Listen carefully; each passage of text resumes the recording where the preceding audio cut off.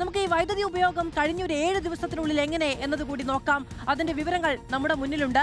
അതിൽ ആദ്യത്തെ ദിവസം ഏപ്രിൽ 18 ഏപ്രിൽ 18 ഒരു റെക്കോർഡ് എന്ന നിലയ്ക്ക് നമുക്ക് പറയാൻ കഴിയുന്നത് 117.15 ദശലക്ഷം യൂണിറ്റ് ആണ് ഏപ്രിൽ 18 തീയതി സംസ്ഥാനം ഉപയോഗിച്ചത്. സംസ്ഥാനത്ത് രേഖപ്പെടുത്തിയ റെക്കോർഡ് ഉപഭോഗമാണിത്. തൊട്ടടുത്ത ദിവസം ഏപ്രിൽ 19 വരുമ്പോൾ 106.03 ദശലക്ഷം യൂണിറ്റ് മാത്രമേ ഉപയോഗപ്പെടുത്തൂ. നോക്കൂ, ഒരൊറ്റ ദിവസം മാത്രം ആ ഉപഭോഗത്തിൽ വന്നിരിക്കുന്ന വ്യത്യാസം ഏതാണ്ട് 11 ദശലക്ഷം യൂണിറ്റിൻ്റെതാണ്. തൊട്ടടുത്ത ദിവസം അത് വീണ്ടും കുതിക്കുകയാണ്. ഏപ്രിൽ 20 ആയപ്പോഴേക്കും 111.42 യൂണിറ്റിലേക്ക് വീണ്ടും ഉപഭോഗം കൂടുകയാണ്. ഏപ്രിൽ 21 ആകുമ്പോഴത്തേക്കിനും അത് കുറയുന്നുണ്ട്, 110.49.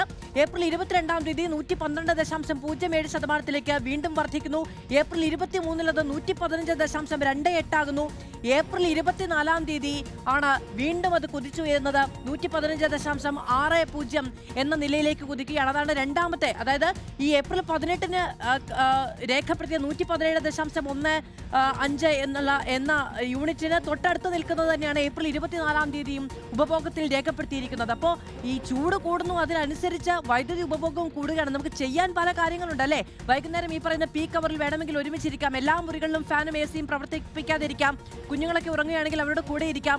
അങ്ങനെ പരമാവധി വൈദ്യുതി ഉപഭോഗം കുറച്ചാൽ മാത്രമേ ഇത് മുന്നോട്ട് പോവുകയുള്ളൂ എന്നൊരു അവസ്ഥയുണ്ട്. അപ്പോൾ സർക്കാരിൻ്റെയും KSEBിയുടെയും ഒക്കെ പരിമിതി നമ്മളും മനസ്സിലാക്കണം. പക്ഷെ അതേ സമയത്ത് തന്നെ ആ പരിമിതമായെങ്കിലും അത് ഉറപ്പു നൽകാൻ ഉതകുന്ന തരത്തിലുള്ള നടപടി സർക്കാരിൻ്റെയും ഭാഗത്തുനിന്നുണ്ടാകണം.